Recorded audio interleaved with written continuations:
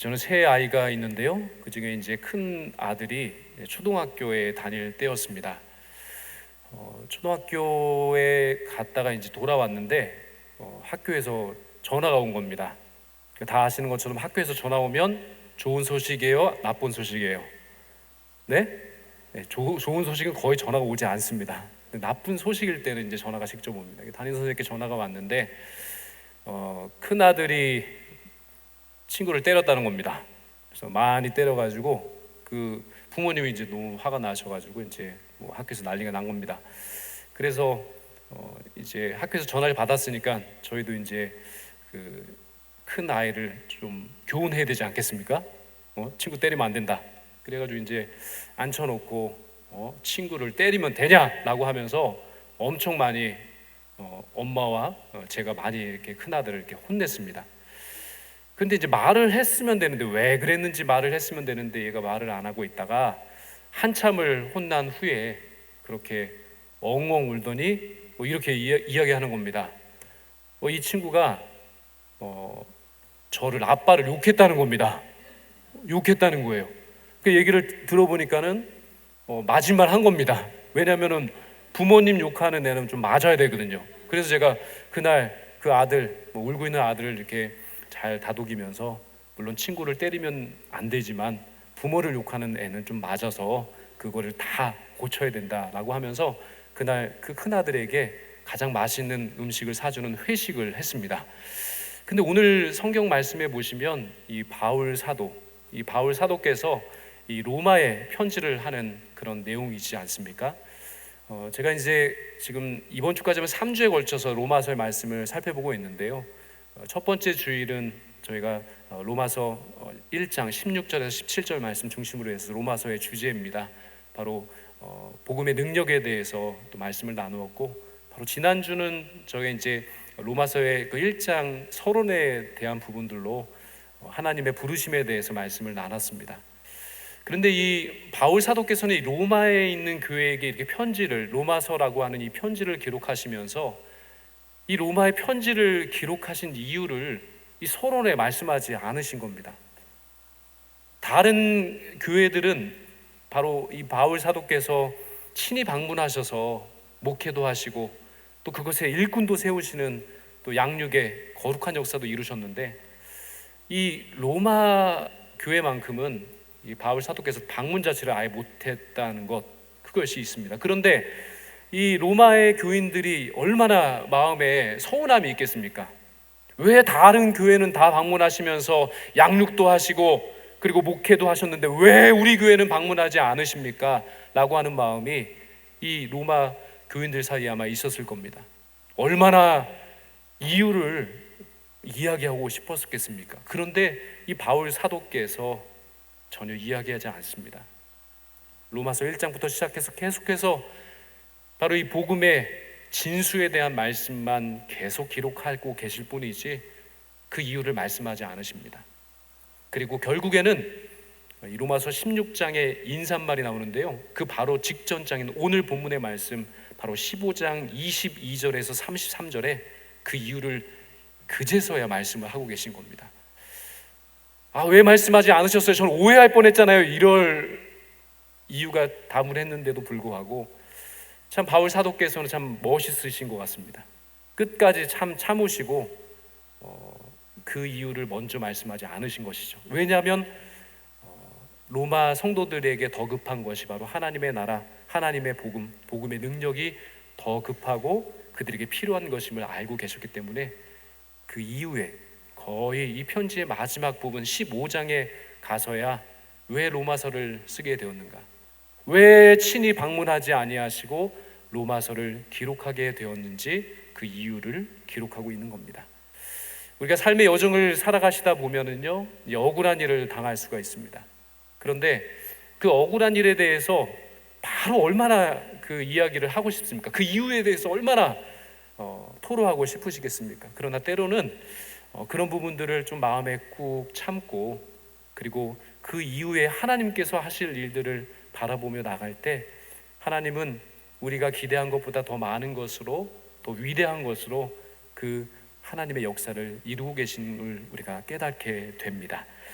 오늘 본문에 보시면요, 바로 이 로마서를 기록한 이유, 왜 방문치 아니하시고 왜 로마 교회는 와보지지 않으시고 그냥 이렇게 편지만 쓰신 것일까요? 그 이유를 말씀하고 있습니다. 우선 로마서 15장 22절 말씀, 오늘 본문의 말씀인데요, 이 22절의 말씀을 우리 한번 같이 읽어보도록 하겠습니다. 시작. 그러므로 또한 내가 너희에게 가려 하던 것이 여러 번 막혔더니 라고 시작을 하고 있습니다. 가려고 했다는 겁니다. 내가 안 가려고 한 것이 아니라 가려고 했으나 여러 번 막혔다라고 말씀합니다.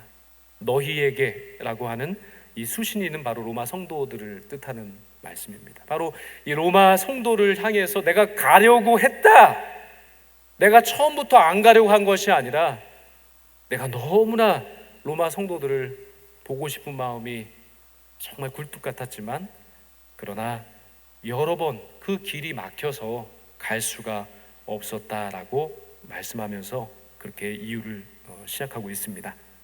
그러면서 23절 말씀에 보시면, 이제는 이 지방에 일할 곳이 없고 또 여러 해 전부터 언제든지 서바나로 갈 때에 너희에게 가기를 바라고 있었으니 라고 말씀합니다.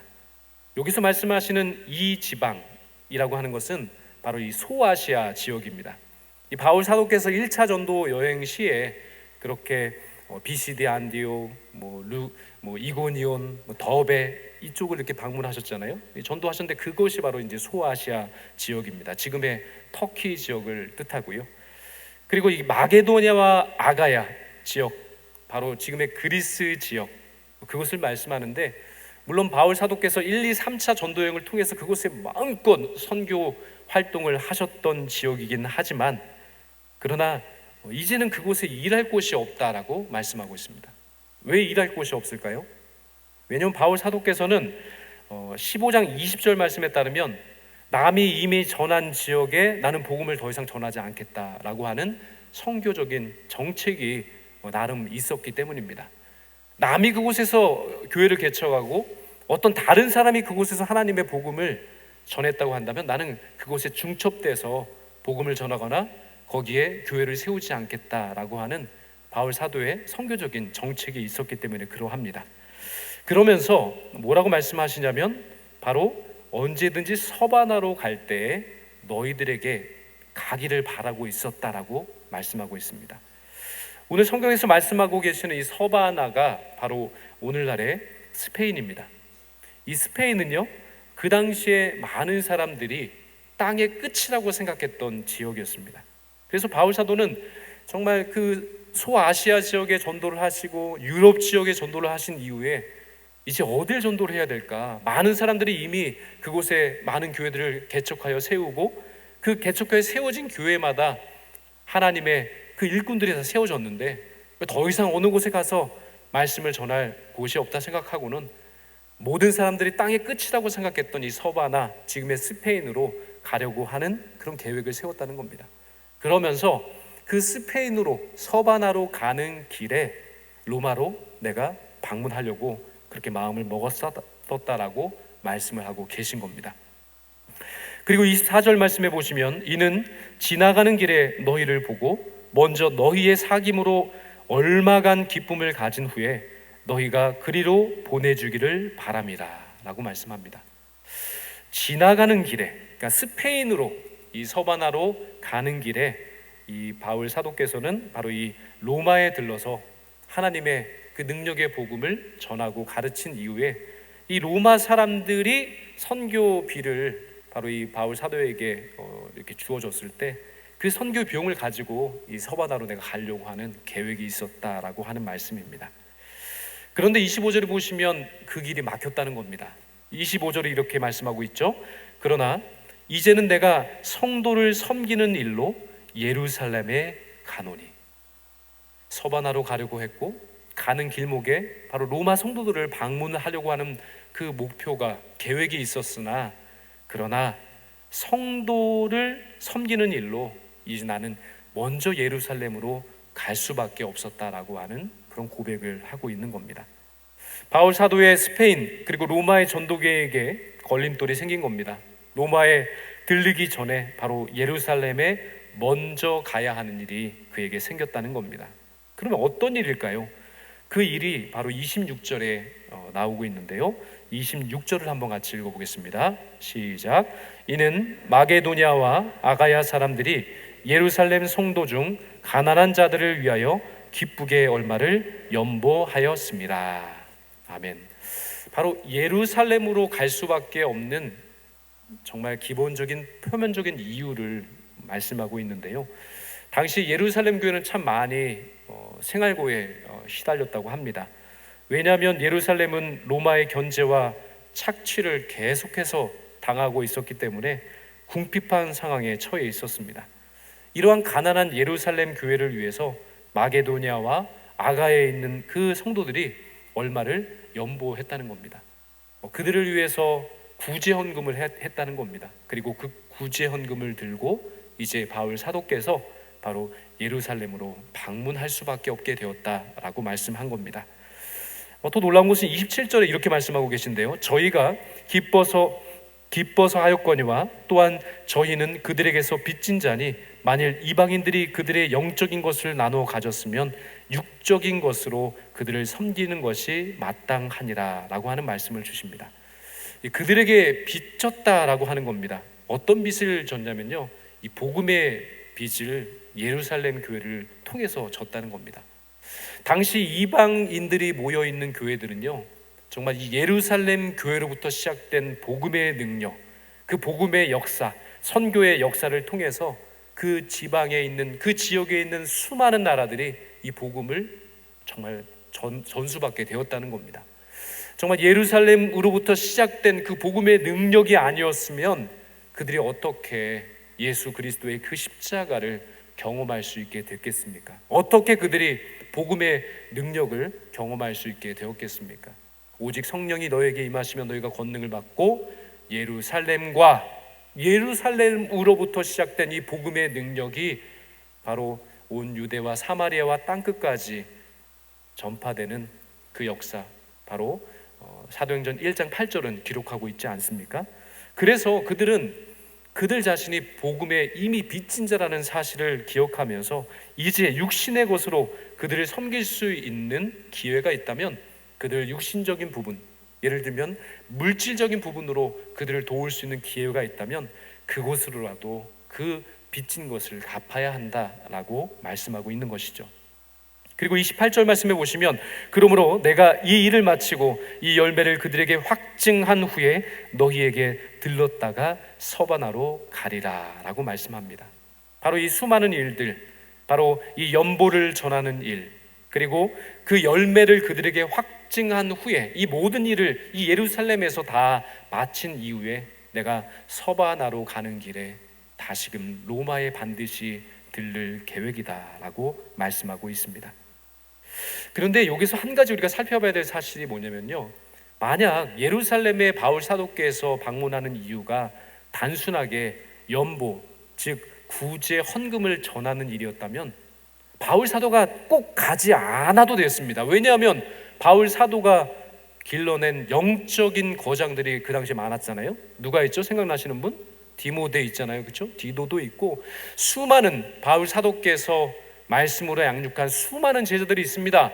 그리고 이 놀라운 역사를 이룬 그 일들을 바로 이 바울 서신에 보면은 이 제자들이 대신 가서 그런 연보를 전하기도 했고 제자들이 대신 가서 그 교회를 세우는 말씀의 사역을 했던 일들도 정말 많이 기록되어 있습니다. 그런데 왜 하필 정말로 로마도 갈 수 있고 서바나도 가셔야 되는 수많은 그런 계획과 비전이 있음에도 불구하고 왜 꼭 바울 사도께서 예루살렘에 가셔야 했냐는 말씀입니다. 30절 말씀에 보면 이런 말씀이 나옵니다. 형제들아, 내가 우리 주 예수 그리스도와 성령의 사랑으로 말미암아 너희를 권하노니 너희 기도에 나와 힘을 같이하여 나를 위하여 함께 빌어라고 말씀합니다. 어떻게 보면 반드시 가야 하는 이유가 있다는 겁니다. 그냥 표면적으로 드러나는 이 구제 헌금을 전달하는 이유뿐만 아니라 내가 예루살렘으로 반드시 가야 하는 이유가 있다는 겁니다. 그 이유가 무엇이겠습니까? 바로 주님께서 그곳에 바울 사도를 보내셨기 때문입니다. 거기에서 할 일이, 거기에서 감당할 사명이, 사역이 있기 때문에 그 사역에 따른 순종으로 바로 바울 사도는 예루살렘으로 향해야 했습니다. 그러면서 바로 이 로마 성도들에게 나를 위해 중보기도 해줄 것을 요청하고 있습니다. 나와 힘을 같이하여 나를 위하여 함께 기도해 주었으면 좋겠습니다라고 하는 중보기도를 요청하고 있습니다. 바울 사도는 로마 성도들에게 간절히 자기를 위해서 기도해 줄 것을 지금 부탁을 하고 있는 겁니다. 왜냐하면 이 바울 사도께서는 바로 지금 앞으로 직면하게 될 그 위험이 정말 그 스스로가 감당하기 너무나 벅차고 힘든 일이라는 사실을 미리 짐작하고도 남음이 있었기 때문입니다. 21절에 보시면 나로 유대에 순종하지 아니하는 자들로부터 건짐을 받게 하고 또 예루살렘에 대하여 내가 섬기는 일을 성도들이 받을 만하게 하고 라고 말씀합니다. 그 당시 유대에서는요, 순종하지 않는 사람들이 많았다라고 하는 것을 짐작해 알 수 있고요. 또한 예루살렘에서조차 바로 바울 사도께서 섬기는 일들에 대해서 그것을 진정성 있게 받아들이지 않는 사람들이 존재했다는 것을 짐작해 볼 수가 있는 겁니다. 그러면서 32절에 이렇게 말씀하시죠. 나로 하나님의 뜻을 따라 기쁨으로 너희에게 나아가 너희와 함께 편히 쉬게 하라 라고 말씀합니다. 바로 여기서 말씀하는 너희라고 하는 그 대상은 바로 로마 성도들을 뜻합니다. 바울 사도께서 간절히 바라는 것은 예루살렘에서 이 모든 일들을 무사히 마치고 평안히 로마 성도들도 원하는 대로 내가 로마로 가기를 간절히 바란다. 그런데 도대체 왜 바울 사도께서는 이런 문제에 대해서 예루살렘으로 많은 산적한 문제가 있음에도 불구하고 이 예루살렘으로 가려 했을까요? 그 이유를요, 바로 이 사도행전 본문을 통해 우리는 짐작해 볼 수가 있습니다. 사도행전 20장 17절로 25절 말씀에 보면요, 바로 바울 사도께서 바로 에베소 교회 장로님들을 청해서 설교하는 그런 장면이 나옵니다. 사도행전 20장 17절로 25절에 이렇게 기록되어 있는데요, 제가 말씀을 봉독하겠습니다. 바울이 밀레도에서 사람을 에베소로 보내어 교회 장로들을 청하니 오매 저희에게 말하되 아시아에 들어온 첫날부터 지금까지 내가 항상 너희 가운데 어떻게 행한 것을 너희도 아는 바니 곧 모든 겸손과 눈물이며 유대인의 관계를 위하여 당한 시험을 참고 주를 섬긴 것과 유익한 것은 무엇이든지 공중 앞에서나 각 집에서나 꺼리낌 없이 너희에게 전하여 가르치고 유대인과 헬라인들에게 하나님께 대한 회개와 우리 주 예수 그리스도께 대한 믿음을 증거한 것이라. 보라, 이제 나는 심령의 매임을 받아 예루살렘으로 가는데 저기서 무슨 일을 만날지 알지 못하노라. 그러면서 고백하는 아주 중요한 말씀이 바로 시작됩니다.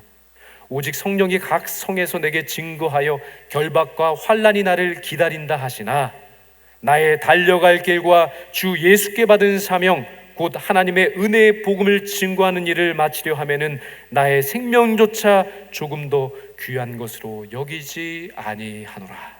보라, 내가 너희 중에 왕래하며 하나님의 나라를 전파하였으나 지금은 너희가 내 얼굴을 다시 보지 못할 줄 아노라 라고 설교를 하고 있습니다. 이 장면은 바울 사도께서 예루살렘으로 가기 전 이 에베소 장로들을 초청해서 고별 설교하는 장면인데요, 바울 사도도 지금 예루살렘으로 가게 되면 죽을 수도 있다라고 하는 사실을 이미 직감적으로 알고 계셨습니다. 죽을 수도 있기 때문에 바울 사도는 유언처럼 이렇게 설교하고 있는 겁니다. 내가 달려갈 길과 주 예수께 받은 사명 곧 하나님의 은혜의 복음을 증언하는 일을 마치려 하면은 나의 생명조차 죽음도 귀한 것으로 여기지 아니하노라. 목숨이 위태롭다는 사실을 알지만 그래도 예루살렘으로 가셔야만 했습니다. 그리고 예루살렘에 어떠한 위험이 일어날지 사도행전 23장 12절과 15절은 더 자세히 기록을 하고 있습니다. 사도행전 23장 12절에서 15절입니다. 날이 새매 유대인들이 당을 지어 맹세하되 바울을 죽이기 전에는 먹지도 아니하고 마시지도 아니하겠다 하고 이같이 동맹한 자가 40여 명이더라. 대제사장들과 장로들에게 가서 말하되 우리가 바울을 죽이기 전에는 아무것도 먹지 않기로 굳게 맹세하였으니 이제 너희는 그 사실을 더 자세히 알아볼 양으로 공회와 함께 천부장에게 청하여 바울을 너희에게로 데리고 내려오게 하라. 우리는 그가 가까이 오기 전에 죽이기로 준비하여노라 하더니, 바울 사도도요, 변화를 받기 전에는 예수 그리스도의 그 복음을 박해했습니다. 아니요, 예수 그리스도 그분을 박해하는 사람이었습니다. 여전히 예수 그리스도의 십자가 복음을 박해하는 유대주의자들이 얼마나 많았는지를 오늘 성경 말씀을 통해 우리는 알 수가 있습니다. 그들은 예수님의 십자가 복음의 선봉에 서서 그 예수님의 복음을 전하고 있는 이 바울을 앞장서서 죽이려고 모의를 하고 있는 겁니다. 심지어 바울 사도를 죽이기 전에는 식음을 전폐하겠다라고 하는 사람들이 40명이 넘게 모여들었다라고 말씀하고 있습니다. 이렇듯 예루살렘으로 가는 길은 죽음을 각오하는 정말 험난한 길이었습니다. 어떻게 보면 순교를 각오해야 하는 그런 고난의 길이었습니다. 그렇기 때문에 바울 사도는 지금 로마 성도들에게 기도를 부탁하고 있는지도 모르겠습니다. 그러면 이제 바울 사도께서 예루살렘으로 가야만 하는 실제적인 이유, 그것은 무엇이겠습니까? 당시 이방 교회에는 이방 기독교인들과 유대 기독교인들이 함께 모여 신앙생활을 했습니다. 그런데 유대주의자 중에서 이방 기독교인들에게 할례를 받지 아니하면 구원을 받을 수 없다, 예수님을 믿는 믿음도 필요하지만 거기에 덧붙여서 할례를 받지 아니하면 구원받은 하나님의 백성이 될 수 없다라고 하는 거짓 가르침을 많이 퍼뜨리고 있었다는 겁니다. 그래서 바울 사도는 굳게 다짐합니다. 바로 이 유대주의자의 본산지인 그 예루살렘에 가서 그곳에서 내가 순교할 수도 있으나 할례가 아니라 예수 그리스도를 믿는 그 믿음이 구원하는 유일한 길이라는 사실을 내가 확증하여야 한다라고 선포하고 있는 겁니다. 그러나 예루살렘으로 가는 길은 평안한 길이 아니라 바울 사도께서도 짐작하고 있으신 바로 죽음에 이를 수도 있는 순교의 길이었습니다. 그러나 그럼에도 불구하고 바울 사도는 예루살렘으로 가셔야만 했습니다. 예수님의 복음을 확증하시기 위해서 비록 스페인에 가서 새롭게 복음을 전하고 싶은 원대한 꿈과 비전이 있으시고, 그리고 그 스페인을 가는 그 도중에 내가 꼭 가고 싶었던 그 로마 교회에도 내가 방문하리라라고 하는 계획이 있었으나, 그러나 그 모든 계획 위에 먼저 하나님의 부르심이 있고 하나님의 뜻이 있는 예루살렘으로 가라 하신 그 주님의 뜻 앞에서 바로 바울 사도는 모든 것을 뒤로 한 채 죽음까지도 불사하는 그 어려운 길을 선택하여 지금 걸어가고 있는 것입니다. 우리가 때로는 신앙생활을 하게 될 때 여러 가지로 또 애매하게 정말 고난을 겪을 때가 있습니다. 정말 예상치 못한 어려움을 겪어야 할 때가 때로는 있다는 말씀입니다. 그런데 저희들이 믿음으로 산다는 것은 이 모든 것이 있음에도 불구하고 얼마나 말하고 싶습니까? 얼마나 거기에서 핑계를 대고 싶고, 얼마나 거기에 대해서 내 상황에 대해서 구구절절 다 이야기하고 싶겠습니까? 그러나 때로는 그 모든 것 앞에 하나님이 부르신 부르심의 상이 있고 비전이 있고 뜻이 있을 때는 말을 하기보다는 그 하나님의 사명 앞에, 하나님의 부르심 앞에 먼저 순종해야 할 때가 있는 줄로 믿습니다. 때로는 내 계획이 내 생각대로 잘 되지 않아서 심지어 선한 일을 하고도 하나님의 일을 위한 영광스러운 일을 하고 헌신을 했음에도 불구하고 때로는 고통을 겪을 때도 있고 때로는 실패를 경험할 때도 있습니다. 그러나 그럼에도 불구하고 하나님을 찬양하고 하나님을 바라보고 끝까지 하나님께서 열어주시고 하나님께서 보여주시는 길로 걸어가는 그 길이 바로 성도가 반드시 걸어가야 할 사명이고, 또 하나님의 부르심이 있는 그곳에 또 하나님의 뜻이 이루어지는 역사가 나타나게 될 줄로 믿습니다.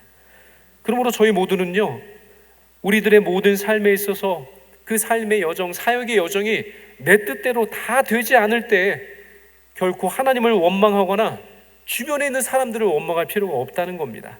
하나님은 반드시 선하신 그 계획과 뜻을 따라서 저희들의 삶을 가장 위대한 일로, 그리고 가장 선한 길로, 그리고 마침내 협력하여 선을 이룰 수 있는 그 길로 우리의 길을 인도해 주시기 때문입니다. 그러므로 어떤 상황과 형편 가운데서도 우리가 감사를 잃지 않으셨으면 좋겠습니다. 우리가 정말 감사를 잃는 순간 그 모든 것을 잃어버리는 정말 허탈한 그런 상황에 처할 수도 있습니다. 내 계획에 따라 인생이 이루어지지 않지만 저희들을 향하신 하나님의 선하신 계획이 있다면 그걸로 족한 겁니다. 내 계획 따라 그것이 하나하나 차근차근 되지 않는다고 할지라도 거기에 하나님의 뜻과 하나님의 선한 인도하심이 있다면 그것으로 족한 것입니다. 그것으로 더 이상 설명할 필요가 없는 것입니다. 묵묵히 그 길을 따라 걸어가게 될 때 비록 내 계획은 실패하였을지라도 하나님의 능하신 계획은 절대로 실패하지 않기 때문입니다. 그리고 하나님의 계획은 내 계획과는 비교할 수 없을 정도로 놀라운 일들을 이루어 주시는 능력이기 때문에 그렇습니다. 그러므로 오늘 저희 모두 삶의 자리 가운데 바울 사도와 같이 정말 바울 사도께서 계획하고 선포하길 원하고 하나님의 그 복음의 능력을 위해서 정말 고군분투하는 그 일을 그렇게 열심을 내고 계획을 세웠다 할지라도 때로는 그 모든 것들이 아무리 유익한 일이고 아무리 선한 계획이 있을지라도 하나님께서 걸어가라 하신 어떠한 뜻이 있다면, 어떠한 사명이 있다면 그것이 아무리 선할지라도 그것을 잠시 내려놓고 아버지 하나님의 그 선하신 계획, 아버지 하나님의 그 선하신 뜻을 따라서 순종하는 삶을 살아가야 할 줄로 믿습니다. 어떠한 어려움이 와도요, 어떤 상황이 펼쳐져도요, 결코 낙담하지 않을 수 있는 한 가지 이유, 그것은 우리 주님께서 그 길로 우리를 불러주셨기 때문인 줄로 믿습니다. 우리를 성도로 주님께서 불러주시고 하나님 아버지께서 그 부르신 뜻에 따라 우리가 순종함으로 나아갈 때 하나님 아버지께서는 그 모든 것을 협력하여 가장 아름다운 선으로 우리들에게 보답해 주실 줄로 믿습니다. 오늘 바울 사도 그분을 부르셔서 하나님의 선하시고 또 위대하신 계획을 이루어 가신 그 하나님의 손길을 오늘 우리도 바라보기를 간절히 소망합니다. 그래서 우리의 상황과 여건이 우리가 뜻하는 대로 계획대로 하나하나 차근차근 다 이루어지지 아니한다 할지라도 그러나 잠잠히 기다림으로 주님께서 우리들을 통해 또 우리 제일영광교회를 통하여서 이루어 주실 가장 크고 위대하고 원대하고 선한 계획을 우리 주님과 함께 이루어 가시는 그런 행복한 삶의 여정, 신앙의 여정을 또 살아가시는 한 분 한 분 다 되시기를 주님의 이름으로 축원드립니다.